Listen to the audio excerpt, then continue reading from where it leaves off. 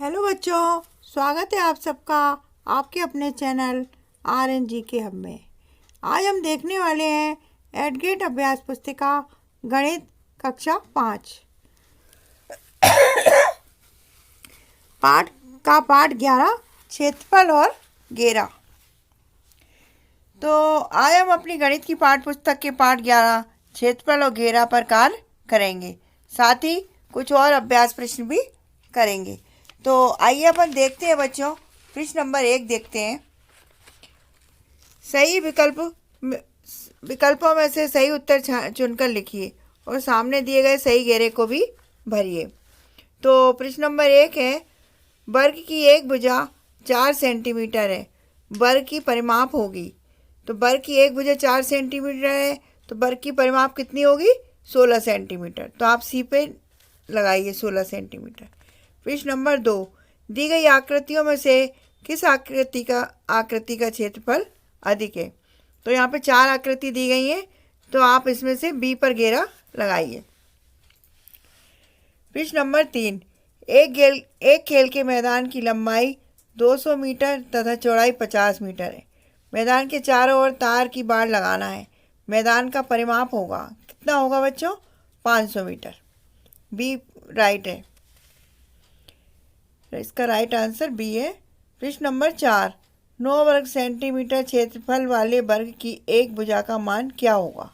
तो आप इस पे लगाइए डी वाले पे। डी आंसर सही है इसका, 3 सेंटीमीटर।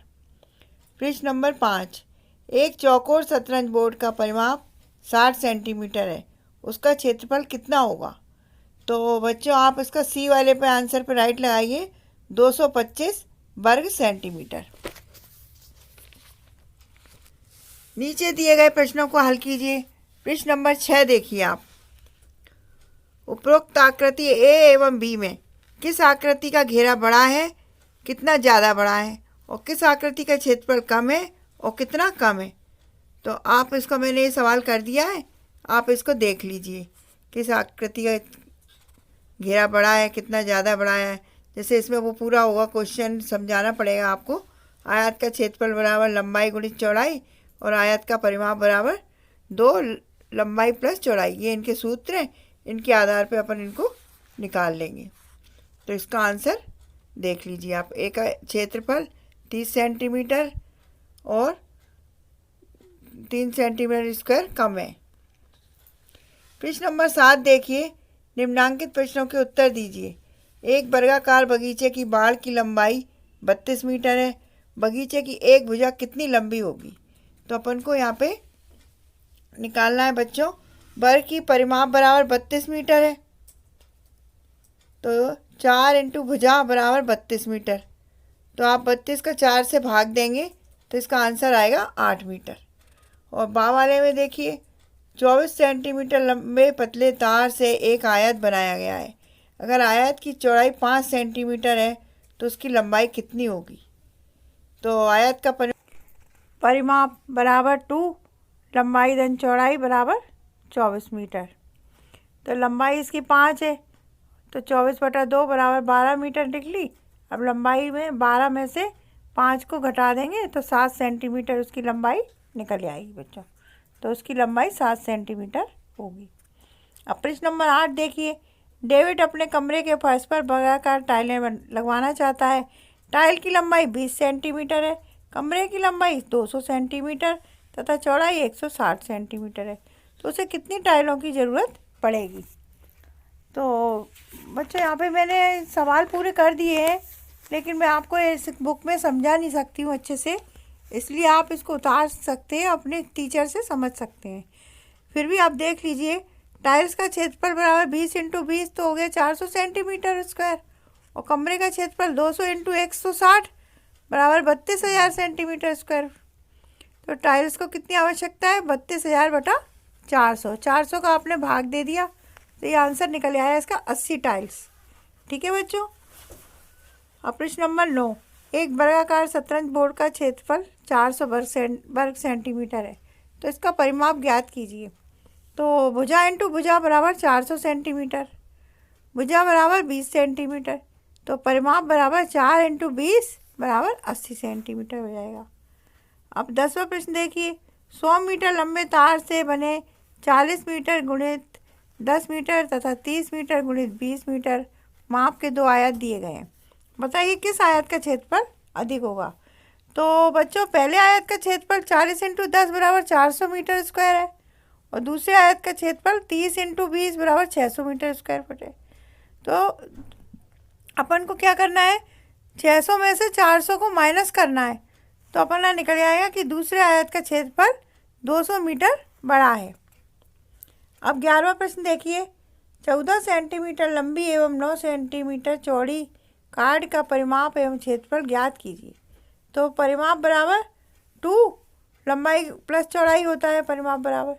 तो यहाँ पे 14 + 9 तो कितने हो गए 23। तो 23 × 2 बराबर 46 सेंटीमीटर। तो क्षेत्रफल का कितना आ गया 126 सेंटीमीटर स्क्वायर।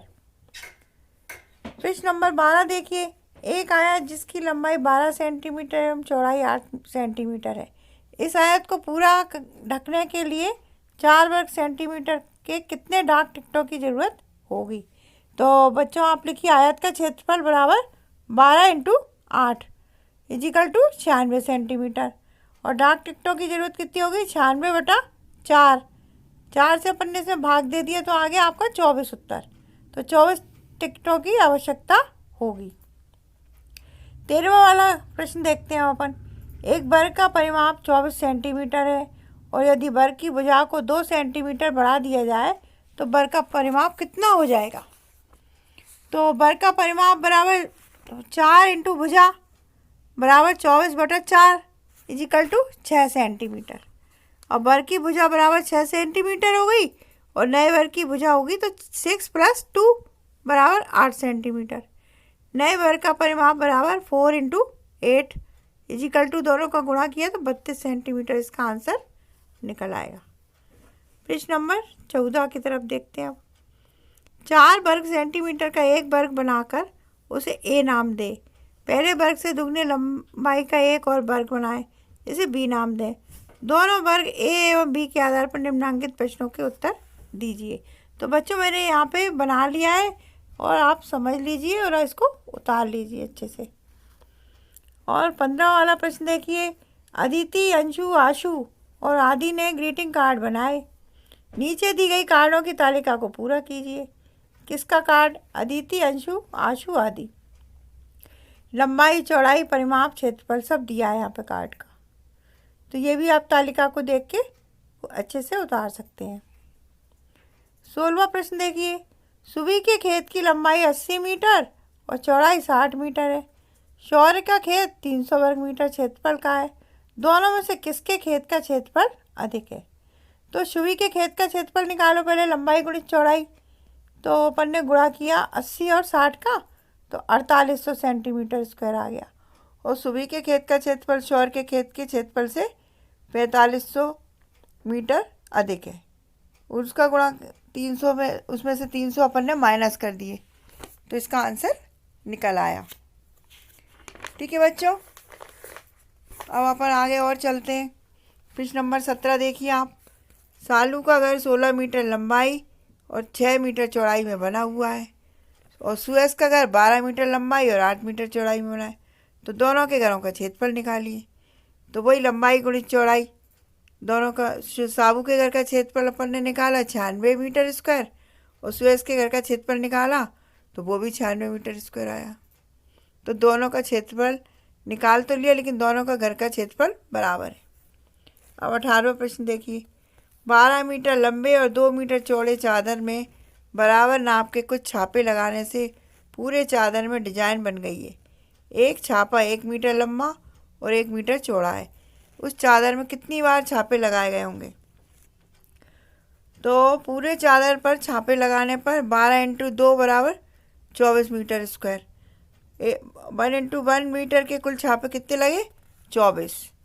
तो इसका आंसर आएगा बच्चों 24। 19 वाला प्रश्न देखिए। स्कूल भवन बनाने के लिए राईबाड़ा में 30 मीटर लंबी और 25 मीटर चौड़ी जगह चुनी गई है और सिंगौड़ी में स्कूल भवन के लिए 35 मीटर लंबी और 15 मीटर चौड़ी जगह चुनी गई है। तो किस जगह का स्कूल भवन अधिक क्षेत्र में बनाया गया। तो दोनों का पहले अपन क्षेत्रफल निकालेंगे और फिर उसमें से उसको माइनस करेंगे। तो राईवाड़ा का स्कूल का क्षेत्रफल है 750 मीटर स्क्वायर और सिंगौड़ी स्कूल का क्षेत्रफल है 525 स्क्वायर मीटर। तो इसमें अपन को किसका अधिक है? राईवाड़ा स्कूल का क्षेत्रफल अधिक है। अब बच्चों अपन लास्ट क्वेश्चन देखते हैं। हेमराज का खेत 110 मीटर लंबाई और 75 मीटर चौड़ाई के आयताकार भाग में है। उसके चारों ओर जाली की बाड़ लगाने के लिए हेमराज को कितने मीटर लंबी जाली लगेगी? तो कुल जाली 2 लंबाई प्लस चौड़ाई 110 प्लस 75 बराबर 185। 185 का अपन ने 2 का गुणा कर दिया तो ये आ गया 370 मीटर। तो कितने मीटर जाली लगेगी? आंसर में आप लिखो 370 मीटर जाली लगेगी। तो बच्चों आपका ये वीडियो पूरा हो गया। फिर अगर अच्छा लगा हो तो लाइक कीजिए। फिर से मिलते हैं अपन अगले वीडियो में, एक नए वीडियो के साथ फिर मिलेंगे। ओके बच्चों, थैंक यू।